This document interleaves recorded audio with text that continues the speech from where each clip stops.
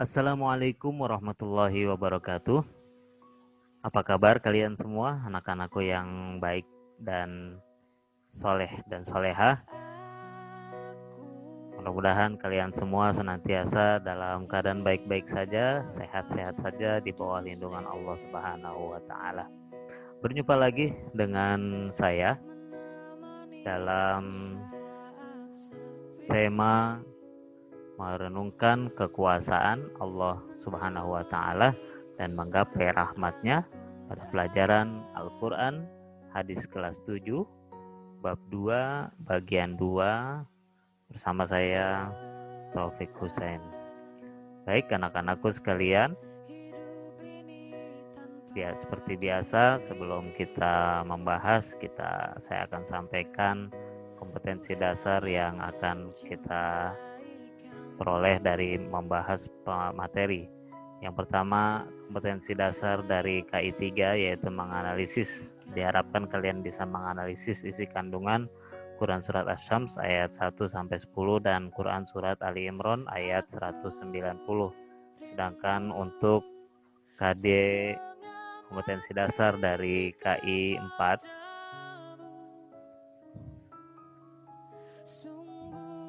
ya, diharapkan kalian bisa mendemonstrasikan hafalan Quran Surat Asy-Syams dan Ali Imran dan hadis riwayat Bukhari Muslim dari Abu Hurairah. Juga diharapkan kalian bisa mengolah fenomena sosial dan alam sebagai bukti kekuasaan Allah sebagaimana dalam Quran Surat Asy-Syams dan Quran Surat Ali Imran serta hadis riwayat Bukhari Muslim tentang kekuasaan Allah Subhanahu wa Ta'ala dan rahmat yang diberikan kepada makhluknya. Untuk selanjutnya adalah tujuan pembelajaran. Diharapkan setelah membahas ini kalian bisa pertama menyebutkan arti Quran Surat Asy-Syams, kemudian menjelaskan isi kandungannya, menilai sikap yang sesuai dengan isi kandungan Asy-Syams dan Ali Imran, menganalisis sikap yang sesuai dengan isi kandungan Quran Surat Asy-Syams dan Quran Surat Ali Imran dan hadis riwayat Bukhari dari Abu Hurairah. Juga diharapkan kalian bisa menghafal Quran Surat Asy-Syams ayat 1-10, Quran Surat Ali Imran ayat 190 dan hadis Bukhari Muslim dari Abu Hurairah. Juga diharapkan kalian bisa mengolah fenomena sosial dan alam sebagai bukti kekuasaan Allah Subhanahu wa Ta'ala.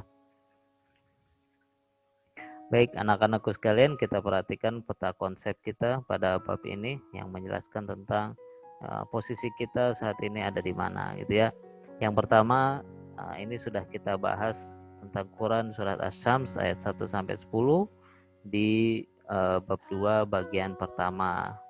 Kita sudah bahas itu. Kemudian inilah posisi kita saat ini, yaitu kita akan membahas Quran Surat Ali Imran ayat 190.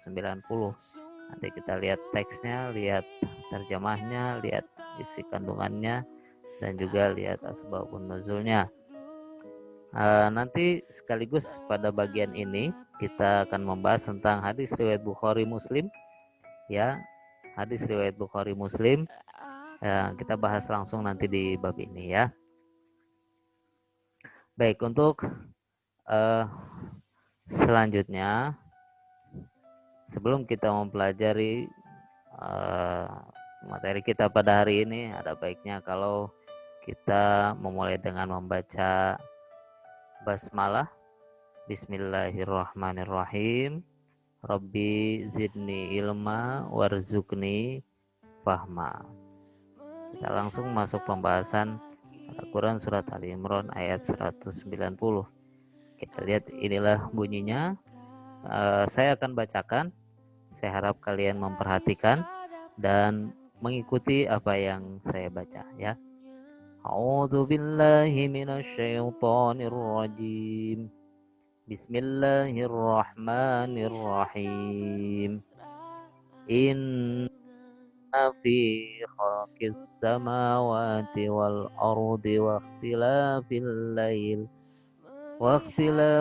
laili wan nahari la ayatil liulil albab. Cukup pendek ayatnya. Saya akan ulangi.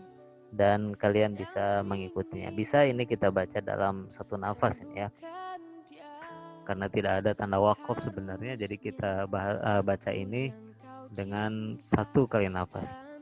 Bismillahirrahmanirrahim. Inna fi khalqis samawati wal ardi wa ikhtilafil laili wan nahari la ayatil li ulil albab. Nah, itu bisa ya. Kalian ikuti, tolong ketika mengikuti perhatikan makhraj hurufnya, kalian perhatikan tajwidnya, panjang pendeknya kalian perhatikan ya. Oke, untuk arti dari ayat ini, nah, inna itu artinya sesungguhnya. Inna sesungguhnya fi di dalam khalqis samawat, khalqi penciptaan, as-samawat langit, wal ardi dan bumi, sesungguhnya di dalam penciptaan langit dan bumi, waqtilafil laili, ikhtilaf itu perbedaan ya, kita bisa artikan sebagai ini pergantian ya, waqtilafil laili pergantian malam, wan nahari dan siang, la ayatin, nah, terdapat tadi ada kata fi, nah ini sesungguhnya di dalam, nah ini sih la ayatin terdapat, setelah di dalam menjadi terdapat, sesungguhnya di dalam penciptaan langit dan bumi dan pergantian malam dan siang, la ayatin terdapat tanda-tanda kekuasaan Allah, ini maksudnya tanda-tanda kekuasaan Allah, li ulil albab bagi orang yang berakal. Ya, apa isi kandungannya? Kita perhatikan di sini ada gambar manusia ya sedang meru'yah. Meru'yah itu melihat, bukan ruqyah ya, beda ya. Ini ru'yah, melihat bagaimana perkembangan perubahan bulan untuk memastikan pergantian waktu. Biasanya ini untuk menentukan awal bulan atau akhir bulan dalam bulan-bulan Hijriyah ya. Kita perhatikan isi kandungan Quran surat Ali Imran ayat 190 bahwa sesungguhnya ada penegasan di dalam surat Ali Imran ini bahwa di dalam penciptaan langit dan bumi, dari langit itu tidak ada menjadi ada, dan sebelumnya tidak ada contoh sebelumnya gitu ya. Dan di dalam pergantian malam dan siang serta perbedaan panjang pendeknya waktu itu benar-benar terdapat bukti yang nyata bagi orang yang berakal sehat bahwa Allah itulah sang pencipta alam semesta. Jadi betapa Allah itu maha berkuasa untuk menciptakan ini semua. Padahal sebelumnya tidak ada contoh sebelumnya ya.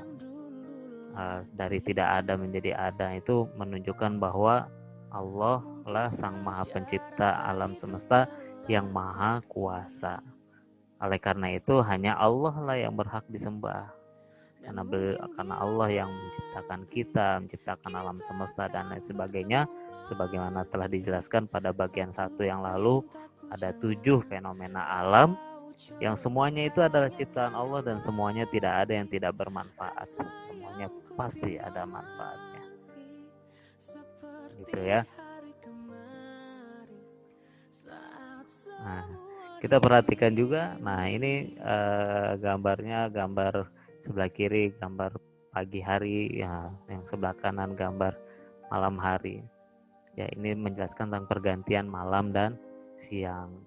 Ya, menurut Buya Hamka dalam surat Al-Azhar menjelaskan bahwa melalui Ali Imran, surat Ali Imran ayat 190 ini Allah mengarahkan hambanya, mengarahkan kita untuk senantiasa berpikir, untuk senantiasa memperhatikan, senantiasa merenungkan alam yang ada di sekitar kita, langit dan bumi serta isinya.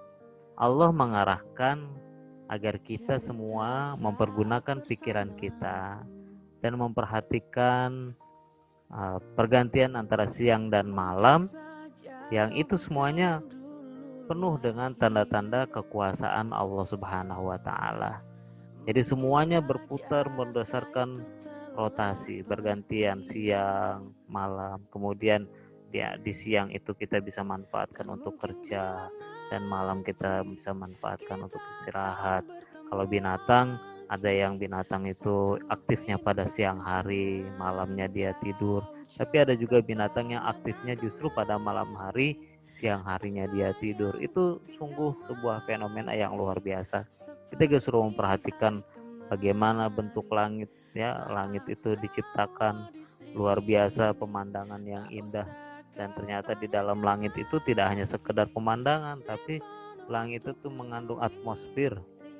Ya, sudah dijelaskan di bab 2, di bagian 1, bab 2 bagian 1 maksud saya, tentang atmosfer ini. Bagaimana atmosfer itu ternyata sangat bermanfaat bagi bumi dan makhluk yang tinggal di bumi. Semuanya ini terdapat banyak sekali kekuasaan Allah, ya, sebagai tanda-tanda kekuasaan Allah.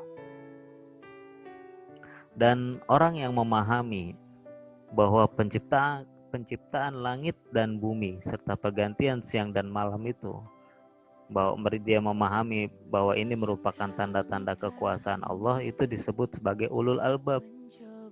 Yang menurut Ibnu Katsir, ulul albab ini maksudnya adalah orang-orang yang memiliki akal sempurna, lagi memiliki kecerdasan. Jadi kalau orang yang cerdas, orang yang punya akal sempurna, pasti dia memperhatikan bagaimana fenomena alam ini terjadi dan dikaitkan dengan bagaimana Allah mempunyai kekuasaan terhadap apa yang ada di alam sekitar kita. Itu ya. Kalau kita perhatikan, nah ini adalah contoh tokoh kita ya.